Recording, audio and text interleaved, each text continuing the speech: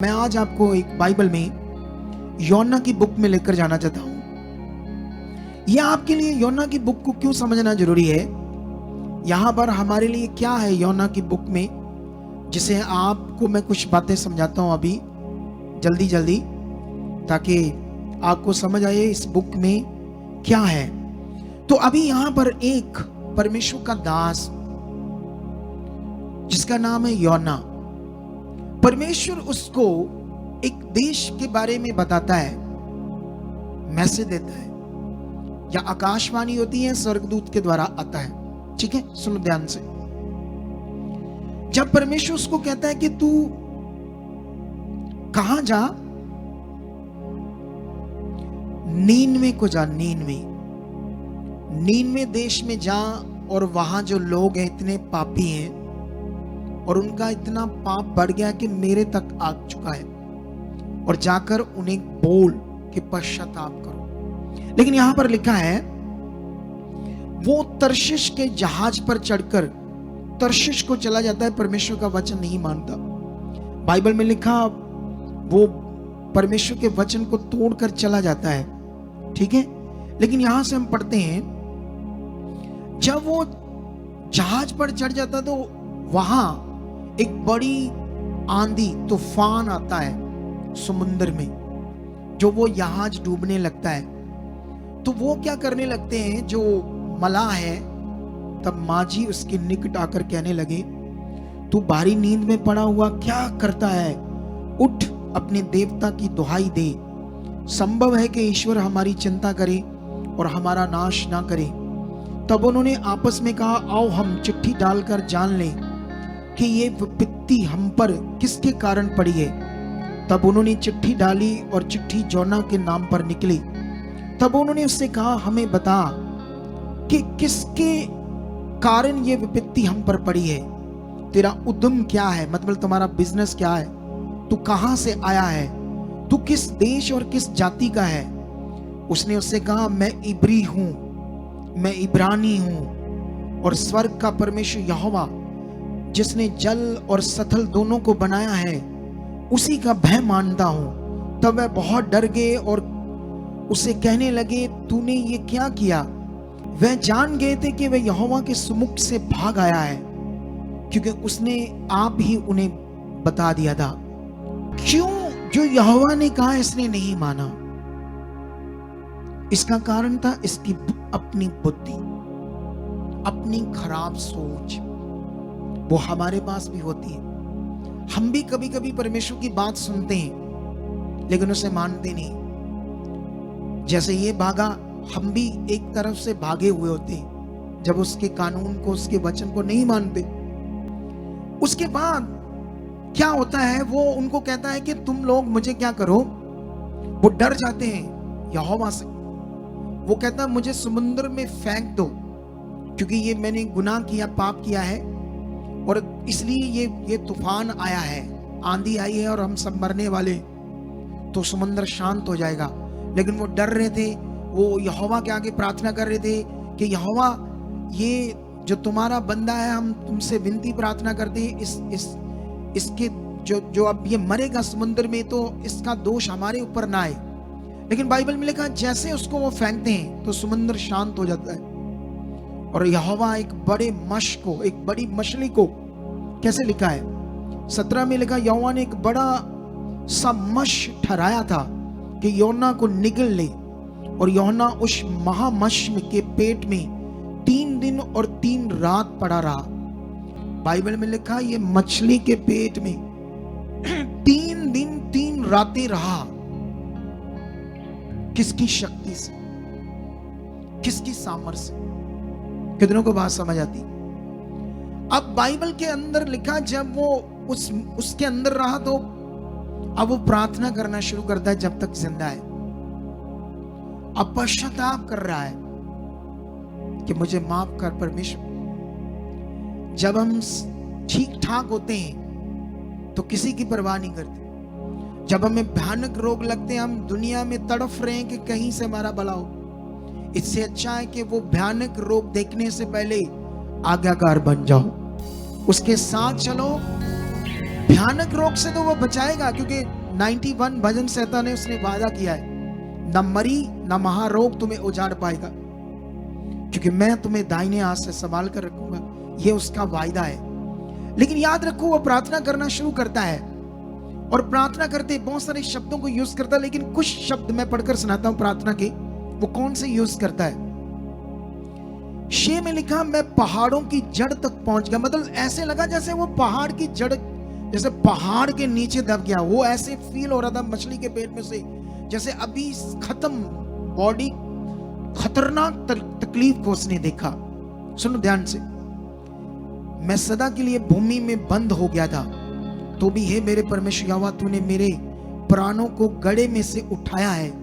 जब मैं मूर्छा खाने लगा, तब मैंने यहोवा को स्मरण किया और मेरी प्रार्थना तेरे पास वरन तेरे पवित्र मंदिर में पहुंच गई।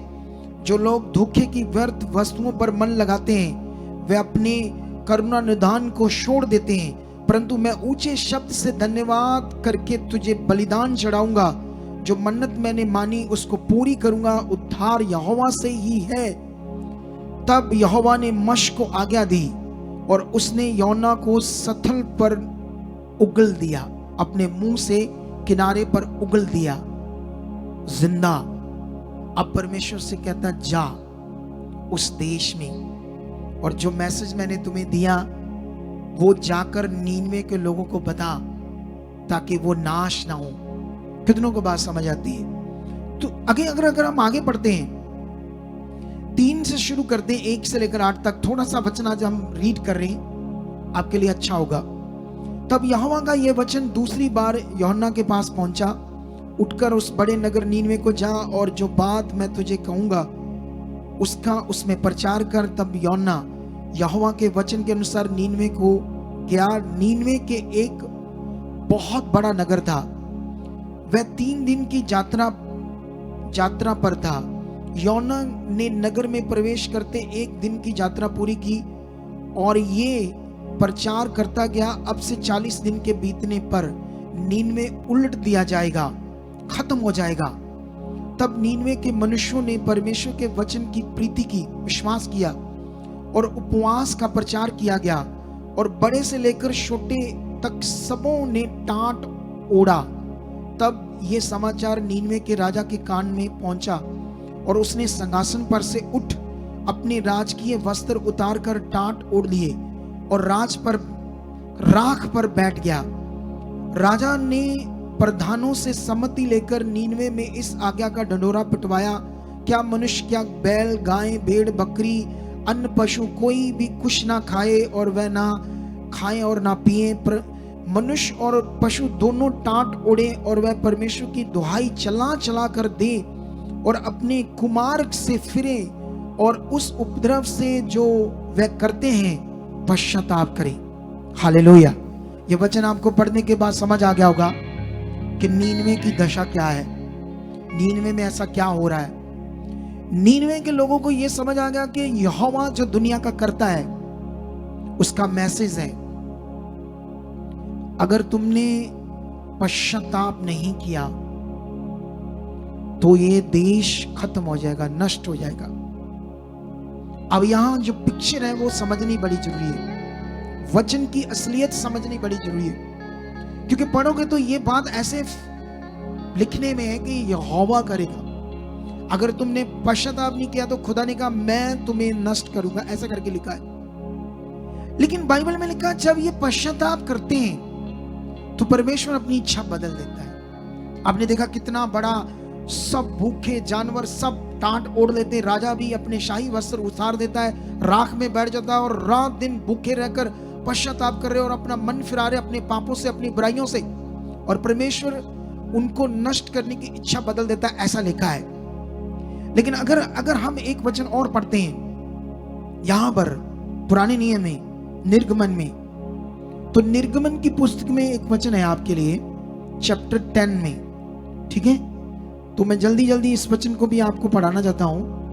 10 का 16 में लिखा, तब फिरौन तुरंत मूसा और हारून को बुलवाकर कहा, मैंने तो तुम्हारे परमेश्वर यहोवा और तुम्हारा भी अपराध किया है, मैंने गुनाह किया है, इसलिए केवल अब की बार मेरा अपराध क्षमा करो और अपने परमेश्वर यहोवा से विनती करो कि वह मेरे ऊपर से इस मृत्यु को दूर करे। तब मूसा ने फिरौन के पास से निकलकर यहोवा से विनती की। तब यहोवा ने बहुत प्रचंड पश्चिमी हवा बहाकर टिड्डियां को उड़ा कर लाल समुद्र में डाल दिया और मिस्र की किसी भी स्थान में टिड्डी ना रह गई, जो टिड्डियां पूरे देश को उजाड़ रही थी। तो भी यहोवा ने फिरौन के मन को कठोर कर दिया, जिससे उसने इस्राएलियों को जाने ना दिया। इस वचन को ध्यान दो। एक तरफ नीनवे के लोग हैं, जब उन्होंने एक ही बार पश्चाताप किया तो परमेश्वर ने उन्हें नष्ट करने से अपना मन बदल दिया। एक तरफ मिस्र के लोग हैं, और मिस्र के लोगों ने, पढ़ोगे रचना, इतने गुनाहगार थे, वो इतने पापी थे, वो लोग मिस्री इनसे भी ज्यादा खतरनाक पाप कर रहे थे। लेकिन याद रखना, उन्होंने जब परमेश्वर के लोगों को गुलाम बना लिया तो मूसा वहां परमेश्वर का नबी जाकर बड़े बड़े पावर के काम दिखा रहा था।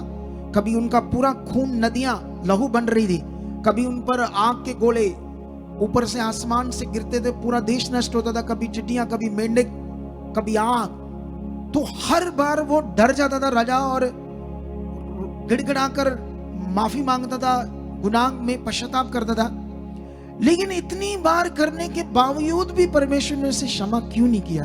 इन्होंने तो एक बार किया तो इन्हें क्षमा कर दिया, और उन्होंने इतनी बार क्षमा मांगी फिरौन ने, लेकिन वहां नहीं किया। यही समझना पड़ेगा रचना को। तो यहां पर मैं जो बात समझा रहा हूं, क्या ये जो समुद्र में तूफान आया योना को खत्म करने के लिए, खुदा का था, नेचुरल था, या शैतान से था? अच्छा, एक और चीज, जब यीशु मसीह अपने चेलों के साथ नाव में बैठकर जा रहा था समुद्र में, नदी में, तो तब भी एक तूफान आया था। तो तब यीशु भी सो रहा था और चेले गिड़गिड़ा, मतलब उस तूफान में सारे एफर्ट्स लगा रहे थे कि बचें, क्योंकि वो भी माजी थे, मशवारे थे, उन्हें तैरना भी आता था और जहाज को किस दिशा में अब तूफान है तो चलाना है, ये भी नॉलेज थी। लेकिन सारी नॉलेज फेल होगी, तब डूबने लगी नाव। तब यीशु को उठाया और रोकर, प्रभु उठ उठ, हम मरने वाले, ये देख हमारी जो पानी है, तूफान है, दोबारा हमारी नाव को, हम गहरे में डूब जाएंगे। और यीशु उठकर तूफान को डांटता है, कहता है रुक जाओ। तूफान को बोलता है थम जाओ, और बाइबल में लिखा हुआ तूफान रुक जाता है। और चेले ये बात देखकर हैरान हो जाते हैं। अब ये गड़बड़, ये तूफान किससे आया था उस समय? क्या यीशु खुद दे रहा था तूफान? अब हमारे लोग परीक्षाओं की बातें बड़ी करते हैं, परीक्षा हो रही है, तेरी परीक्षा हो रही है, परीक्षा हो रही है। परीक्षा का मतलब होता है किसी चीज को सीखना। जैसे मान लो मैं मैथ सीखता हूं, तो मैं मैथ सीख कर उसका टेस्ट देता हूं, उसको बोलते परीक्षा। बोलो। या मैं कोई काम सीखता हूं, मैं कंप्यूटर सीखता हूं, या मैं यूपी, कौन सा वो टेस्ट होता बड़ी पढ़ाई का, यूपीएससी जो भी, या आईएएस स्टडी का टेस्ट होता है, जिसे एक बड़ी हमें क्या मिलती है, जॉब मिलती है। टेस्ट का मतलब चेक करना कि इस काम, ये इसको काम आता है, इसके काबिल है ये, उसको बोलते टेस्ट। लेकिन क्या परमेश्वर हमें बीमारियां, रोग, मुश्किल बीमारियां ये देकर, ऐसी चीजें देकर हमारा क्या, हमें परीक्षा लेना चाहता है? ऐसी कोई चीज नहीं वो करता। कितनों को बात समझ आती है? अगर हम अपने बच्चों से रोज झगड़ा करेंगे, उन्हें मारेंगे, पीटेंगे, तो एक दिन उनके बीच में हमारा रिश्ता ही खत्म हो जाएगा। ठीक है, हमें समझाना है, ठीक है, हमें ताड़ना देनी है, लेकिन अगर परमेश्वर ने उन लोगों को नष्ट किया, मिस्र के लोगों को, क्योंकि वो पापी थे, तो ये भी तो पापी थे, इनको भी नष्ट करना चाहिए था। कितनों को बात समझ आती है? लेकिन मैं एक वचन से तुम्हें समझाता हूं, जो यूहन्ना ने कहा, यहां पर 4:1 से पढ़ते हैं। ये बात जब परमेश्वर ने उन्हें अपनी इच्छा बदल दी, 4:1 में लिखा, ये बात यूहन्ना को बहुत ही बुरी लगी और उसका क्रोध भड़का, और उसने यहोवा से ये कहकर प्रार्थना की, हे यहोवा, जब मैं अपने देश में था तब क्या मैं यही बात ना कहता था?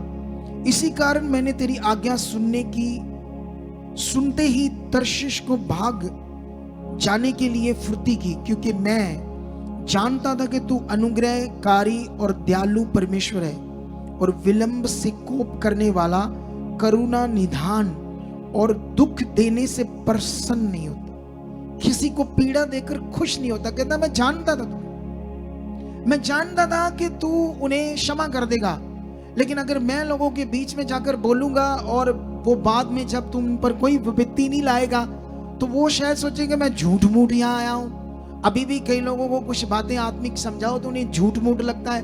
उन्हें हम बताते हैं कि बाइबल की बहुत सारी भविष्यवाणियां पूरी हो चुकी है और अभी जो भविष्यवाणियां पूरी होने वाली है, मन फिराओ ताकि अनंत मौत से बचाओ। और लोगों को वो बातें समझ नहीं आती, वो अपनी चीजें करते हैं, वो अपनी मर्जी, अपना वो शारीरिक जीवन, मौज मस्ती का जीवन, वो गलत जीवन जीने में व्यस्त है, उनको वो अच्छा लगता है। हमें भी एक दिन अच्छा लगता था, हम भी संसार में थे जब हमारी बुद्धि बंद थी, अब हमारी बुद्धि खुल चुकी है। कितनों को बात समझ आती है?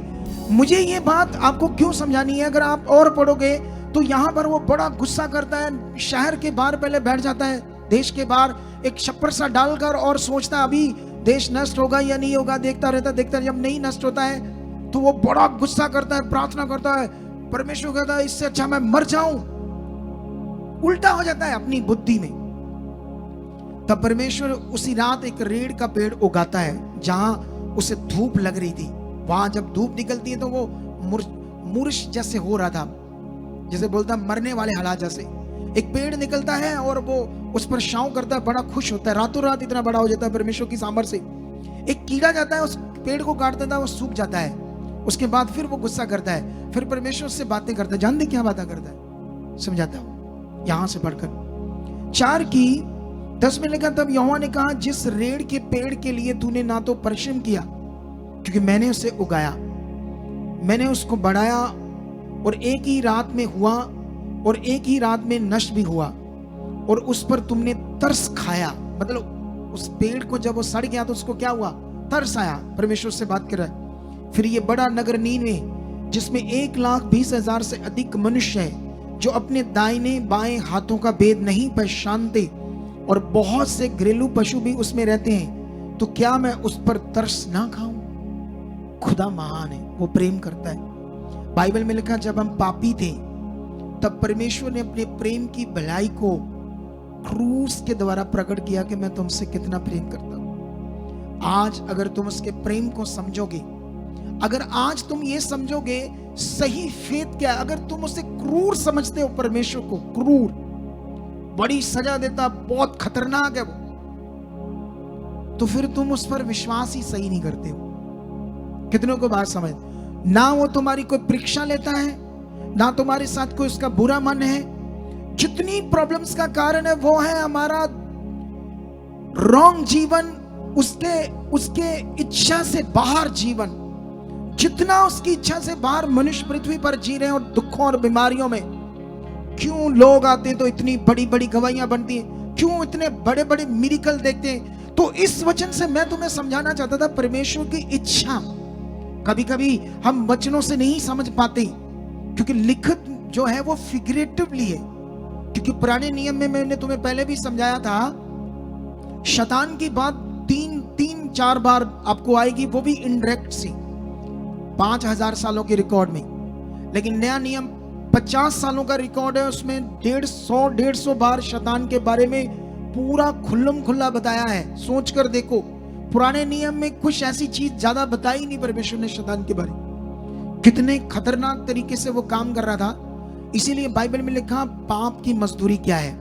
मौत है। जब तुम आग में हाथ डालोगे तो वो जलेगा, जब तुम खट्टा खाओगे तो तुम्हारा गला खराब होगा, जब तुम जहर पियोगे तो तुम मरोगे। कितनों को बात समझ आती है? जब तुम गलत जियोगे और गलत फेथ करोगे और रॉन्ग जिंदगी को जियोगे तो उसका मतलब अंत, उसका मतलब बीमारियां, उसका मतलब दुख, उसका मतलब प्रॉब्लम्स। कितनों को बात समझ आती है? जिसने ये दुनिया रची इसलिए नहीं बनाई कि इंसानों को रगड़ रगड़ कर मारे, या इंसानों के साथ खतरनाक कुछ गंदी चीजें, बुरी चीजें वो करे। दुनिया ज्ञान के बिना नाश हो रही है। तुम ज्ञान के पास आ चुके हो, लेकिन अब तुम्हें ज्ञान पकड़ना है। अगर तुमने ज्ञान पकड़ा तो तुम जबरदस्त आज गवाही के साथ खड़े होंगे।